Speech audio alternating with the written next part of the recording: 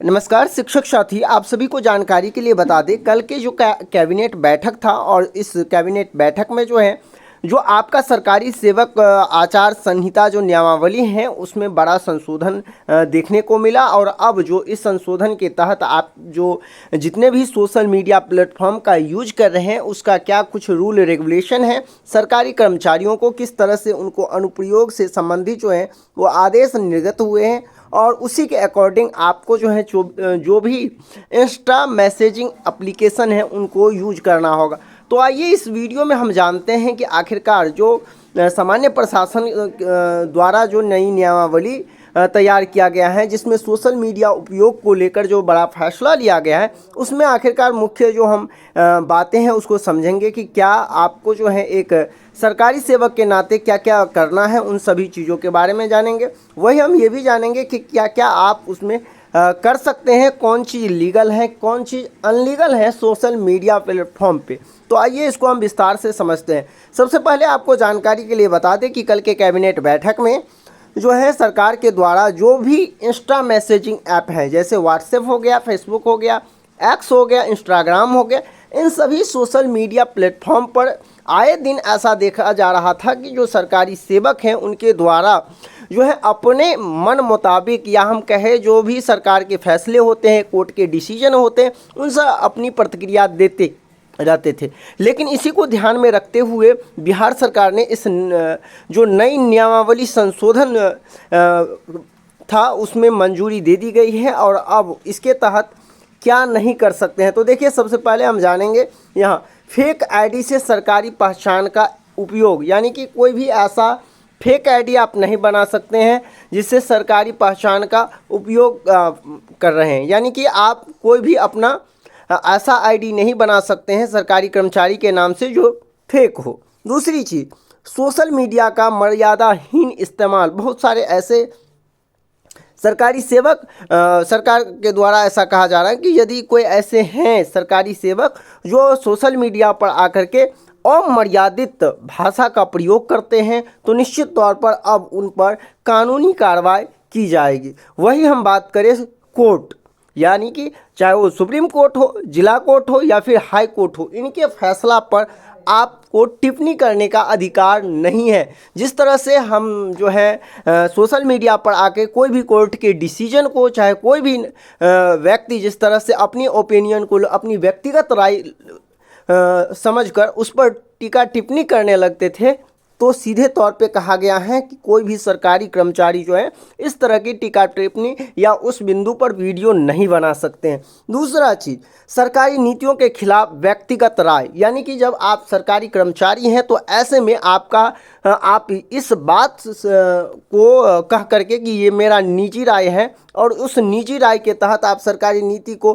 के खिलाफ कोई भी वीडियो बनाते हैं या कोई भी आप मैसेज यहाँ पब्लिक करते हैं तो निश्चित तौर पर आप पर कार्रवाई हो सकती है। आपका यहाँ व्यक्तिगत राय नहीं माना जाएगा क्योंकि आप ऑलरेडी सरकारी सेवक हैं, ये कहा गया है इस नियम के तहत। अगला है विभागीय सीमा से बाहर जाकर संवाद, यानी कि आप कोई भी ऐसा संवाद नहीं कर सकते हैं जो निश्चित तौर पर आपकी सरकारी सेवा जो नियमावली है उसके विरुद्ध हो। इसके बाद है सरकारी कार्यक्रमों, सुनवाई, प्रीत का लाइव स्ट्रीमिंग या वीडियो पोस्ट आप नहीं कर सकते हैं। कोई भी सरकारी कार्यक्रम है या फिर कोई ऐसा सुनवाई चल रहा है, जैसे कि आपने देख रहा होगा कि कोर्ट के माध्यम से कोर्ट की बहुत सारे सेशन को हम लाइव कर देते हैं अपनी पब्लिक जो अपनी प्रोफाइल से हम जो कि अनऑफिशियली होता है उसके माध्यम से यदि हम पब्लिक कहीं करते हैं तो वो गलत माना जाएगा। उसके बाद है राजनीतिक मुद्दों पर व्यक्तिगत टिप्पणी, यानी किसी भी राजनीतिक दलों को लेकर यदि आप कोई टोका टिप्पणी करते हैं और आप यह कह करके जो है बच नहीं सकते हैं कि यह मेरा व्यक्तिगत राय है, व्यक्तिगत टिप्पणी है, चूँकि आप ऑलरेडी जो है यहाँ कहा गया है कि आप सरकारी सेवक हैं और ऐसे में आपकी व्यक्तिगत टिप्पणी ये नहीं हो सकता है। सोशल मीडिया से कमाई या निजी लाभ, यानी कि कह रहे हैं कि सोशल मीडिया से कमाई या निजी लाभ, इस पर कोई ज़्यादा क्लियरिटी नहीं किया गया है कि क्या कुछ है। आगे है जाति धर्म पर भड़काऊ पोस्ट या वीडियो आप नहीं बना सकते हैं। यौन शोषण या किसी अपराध के पीड़ित की पहचान उजागर आप नहीं कर सकते हैं। या फिर ऑनलाइन ट्रोलिंग या कनिष्ठ अपने से छोटे कर्मचारियों पर आप आपत्तिजनक टिप्पणी नहीं कर सकते हैं। ये सारे चीज़ हैं जो कि इसके अंतर्गत कहा गया है कि आप पर निश्चित तौर पर एक तरह से कहे तो बैन लगा दिया गया है। आप ये चीज़ बिल्कुल नहीं कर सकते हैं, और यदि आप ऐसा करते हैं तो निश्चित तौर पर ये सरकारी सेवक जो संहिता है आपका, उसके खिलाफ माना जाएगा और आप पे अनुशासनिक दंडात्मक कार्रवाई की जा सकती है। साथ ही इसमें यह भी हम जानेंगे कि आप क्या कर सकते हैं। तो जैसे निजी जीवन से जुड़े सामान्य पोस्ट आप बिल्कुल कर सकते हैं, इसमें कोई रोक नहीं है। सरकारी डिजिटल मानकों का सम्मान करने से रिलेटेड बहुत सारे ऐसे प्रोत्साहन की चीज़ होते हैं।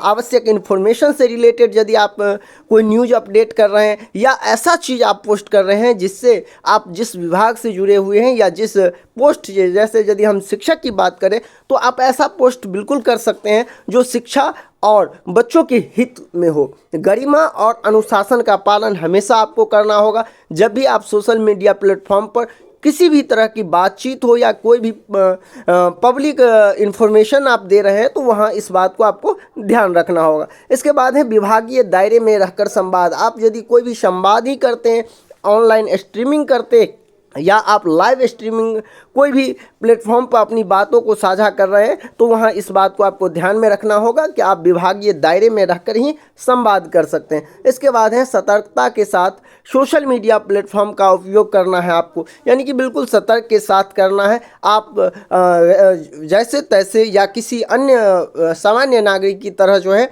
आप सोशल मीडिया का उपयोग नहीं कर सकते हैं। अधिकारियों का कहना यह है कि सरकार सोशल मीडिया पर पूरी तरह रोक नहीं लगा रही है, यानी कि सीधी तौर पर आप समझिए कि यदि आप सरकारी कर्मचारी हैं तो ऐसा नहीं है कि आप सोशल मीडिया उपयोग करना ही छोड़ दें। सरकार का नीति बिल्कुल स्पष्ट है कि आप इस तरह का पोस्ट बिल्कुल नहीं करें जो सरकार के नियमों, सरकार के प्रावधानों, सरकार के जो भी योजनाएं हैं उनके विरुद्ध हो। वही दूसरी चीज़ इस बात को ध्यान रखा है कि जो आपका पोस्ट है, जैसे कि यदि आप शिक्षक हैं तो आप शिक्षक की जो मर्यादाएं हैं उसमें रह करके ही आप पोस्ट कर। आए दिन आप देख रहे होंगे कि यदि हम बात कर ले वो इंस्टाग्राम ले ले या फिर हम किसी और भी जो आपका शॉर्ट वीडियो क्रिएटिंग प्लेटफॉर्म है वहाँ पे आकर के शिक्षक लोग जो है तरह तरह के जो हम कह सकते हैं अमर्यादित पोस्ट होते हैं वो पब्लिक करते रहते हैं, जो बिल्कुल कहीं ना कहीं सरकार इनके खिलाफ है और आप ऐसा आप बिल्कुल नहीं कर सकते हैं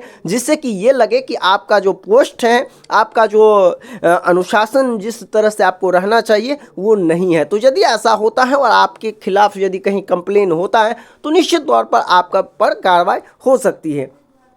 देखिए साथ ही ये भी कहा गया है कि नियमों का यदि आप उल्लंघन करते हैं तो निश्चित तौर पर विभागीय कार्रवाई होगा।